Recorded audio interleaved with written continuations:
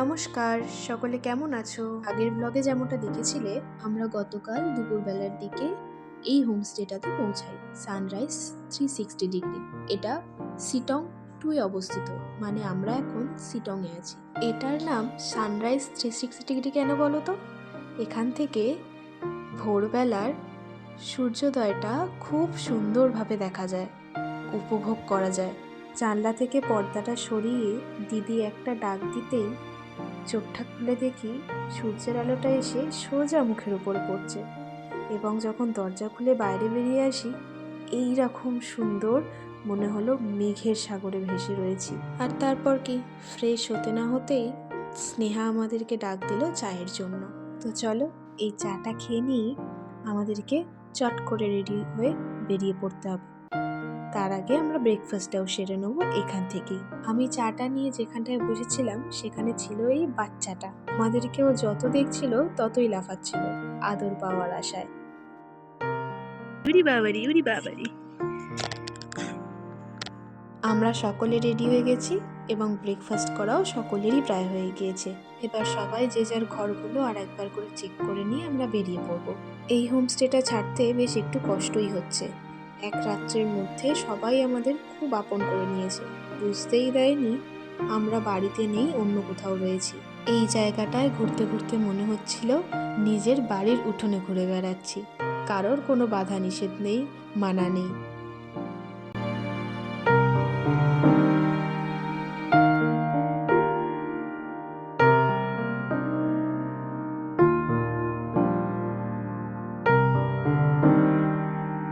চলো এবার ব্যাগপত্র নিয়ে গাড়ির দিকে এগানো যাক, অনেকটা দেরি হয়ে গিয়েছে।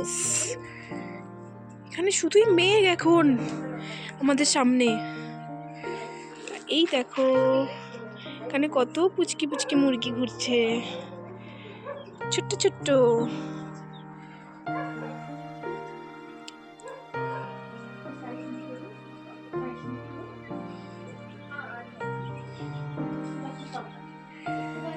আমরা চলে এসেছি আমাদের আজকের প্রথম সাইট সিনে, লেপচা মনেস্ট্রিতে। এখানে একটা মন্দির রয়েছে যেটাকে ওদের ভাষায় মনেস্ট্রি বলে, অ্যান্ড আশপাশে রয়েছে প্রচুর পুরানো জিনিসপত্র। আমরা চলে এসেছি এখন নামথিং প্রকৃতি, আমাদের সেকেন্ড সাইট সিন। কিন্তু নামথিং প্রকৃতিতে যে লেকটা রয়েছে সেই লেকটাতে এখন কোনো জল নেই, যার কারণে দেখলে বুঝতেও পারা যাচ্ছে না যে এখানে কোনো লেক রয়েছে। আমরা সেই লেকের একদম পাশেই দাঁড়িয়ে রয়েছি। জায়গাটির মধ্যে রয়েছে শুধুই গভীর নিস্তব্ধতা। এইটুকু উঠতে গিয়ে আমি এই অবস্থা, আমরা নাকি ট্রেকিং করতে যাব। আমাদের নেক্সট ডেস্টিনেশন আহালদারা ভিউ পয়েন্ট, যেটার জন্য আমাদেরকে পায়ে হেঁটে উপরে উঠতে হয়েছে। উপরে উঠে যখন চারিদিকটা এত সুন্দর দৃশ্য দেখতে পাচ্ছি, কাঞ্চনজঙ্ঘাকে প্রথমবারের জন্য চোখের সামনে থেকে দেখতে পাচ্ছি, তখন মনে হচ্ছে যে না, এতটা কষ্ট সার্থক, পুরো ট্রিপটাই এখানেই সার্থক। কিন্তু কে জানে, হয়তো এরপরে আরো ভালো কিছু অপেক্ষা করছে, অনেক ভালো কিছু।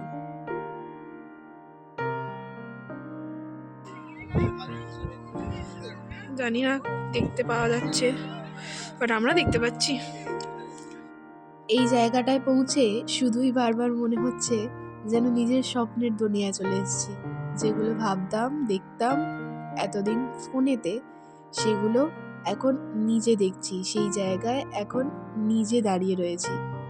আর এই হলাম আমরা চারজন, যাদের প্রত্যেকের জন্য ট্রিপটা এত সুন্দর। আজকের মতো সাইট সিন ভিজিট এখানেই আমাদের শেষ। এবার আমরা এগাচ্ছি হোমস্টের দিকে।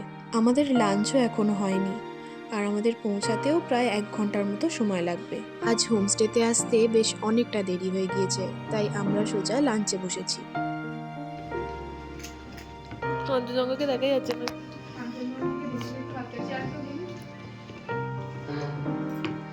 কাঞ্চনজঙ্ঘা দেখতে দেখতে এখানে আমরা লাঞ্চ করছি।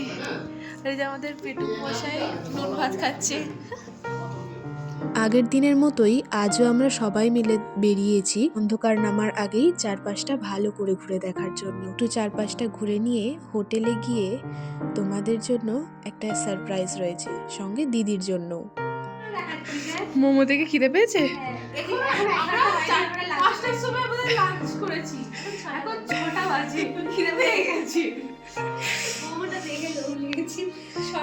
মোমো আর চা। এই যে আমাকে বলছে তো যে মোমো দেখে লোভ লাগছে, অলরেডি এই ব্যাগ থেকে সাটিয়ে দিয়েছে। আমার শুধুমাত্র দায়িত্ব ছিল কোনো না কোনো বাহানা দিয়ে দিদিকে ঘরের মধ্যে আটকে রাখার। আর এই কাজটা আমার জন্য খুব বেশি কঠিন ছিল না, কারণ আজ সকাল থেকে আমার একটু ইনডাইজেশন হয়ে গিয়ে বমি হয়েছে। তাই আমি যতক্ষণ রেডি হচ্ছিলাম দিদি আমার সাথেই ছিল। বাকি সমস্ত কিছু ওরাই রেডি করেছে, ওই জায়গাটাকে ওরাই সাজিয়েছে। এতক্ষণ পরে দিদি একটু আন্দাজ করতে পেরেছে, এতক্ষণ ওর পুরো ধারণার বাইরে ছিল। আশাই করতে পারেনি যে পাহাড়ের বুকে দাঁড়িয়ে এভাবে ওর পোস্ট বার্থডে সেলিব্রেট করা হবে।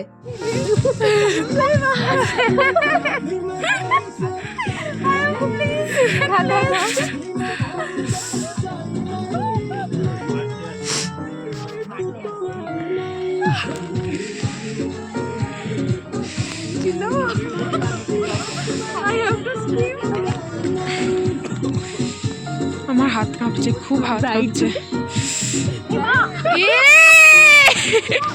সবকিছুর মাঝে একটাই মজার ঘটনা হয়, শ্রাবণীদি যে স্যাশেটা এনেছে সেটা ব্রাইড টু বি, বার্থডে গার্লের নয়। যাই হোক, ওটা ছাড়া বাকি সমস্ত মোমেন্ট খুব খুব খুব ভালো ছিল। এই মুহূর্তটায় শুধুমাত্র বোধহয় ওর স্বপ্নের মধ্যে বিরাজ করছিল, স্বপ্নের দেশে, যেটা ও কল্পনাও করতে পারেনি এইভাবে সত্যি হবে। যাই হোক, সমস্ত প্ল্যান, সমস্ত আয়োজন সবকিছুই ছিল শ্রাবণী দিদির। আমি অনেকটা পরেই সবকিছু জানতে পেরেছিলাম। আমরা শুধুই সাথে ছিলাম, পাশে ছিলাম শ্রাবণী দিদিকে হেল্প করার জন্য।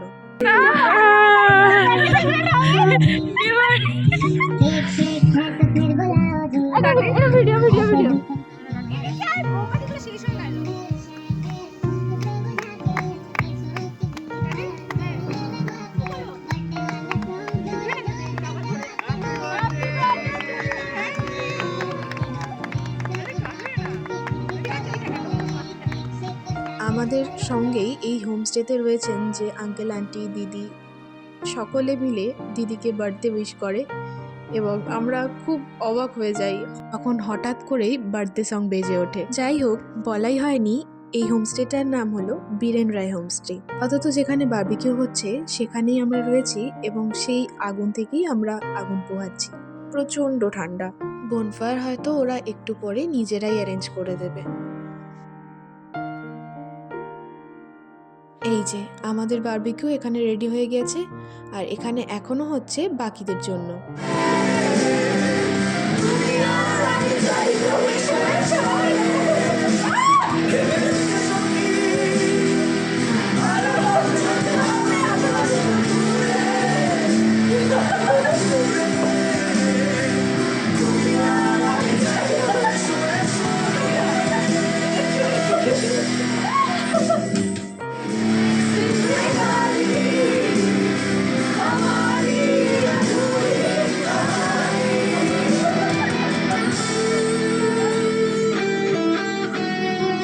হ্যাঁ, ঠিক এইভাবেই এতটাই আমরা আনন্দ করছিলাম, আমরা নিজেদের মধ্যে হারিয়েছিলাম, নিজেদের মতো করে মেতেছিলাম। যাই হোক, এটা ছাদ থেকে আমরা এই সাইডে সরে এসেছি, এখানে আমাদের জন্য আগুন জ্বালিয়ে ওরা ব্যবস্থা করে দিয়েছে। এই আগুনের সামনে থেকে উঠে যেতে একটু ইচ্ছা করছে না। And it's a surprise from দিদি। আমাদেরকেও এখন নাচ দেখাচ্ছে আর আমরা সবটাই খুব এনজয় করছি, কারণ খাওয়া দাওয়া করতে এখনও বেশ কিছুটা সময় দেরি আছে। খাওয়া দাওয়া করে নিয়ে আমরা জেগে থাকবো, রাত্রি 12টা বাজার অপেক্ষা করব। নিউ ইয়ার হলে আমরা কেক কেটে সেলিব্রেট করে শুতে যাব। এবারের নিউ ইয়ারটা হবে একেবারে অন্য রকমের। পাহাড়ের বুকে দাঁড়িয়ে চারিদিকে শুধু দেখতে পাচ্ছি বাজি ফাটছে। ও হ্যাঁ, যাই হোক, হ্যাপি নিউ ইয়ার। সকলে খুব ভালো থেকো, সুস্থ থেকো, সাবধানে থেকো। নতুন বছরকে খুব খুব আনন্দ করে খুব সুন্দরভাবে কাটিও। অনেক সাফল্যতায় ভরিয়ে দিও বছরটাকে। রাত্রি 12টা বেজে গিয়েছে। আমরা সঙ্গে করে একটা কেক নিয়ে এসেছি, ওটাই আমরা এখন কাটবো।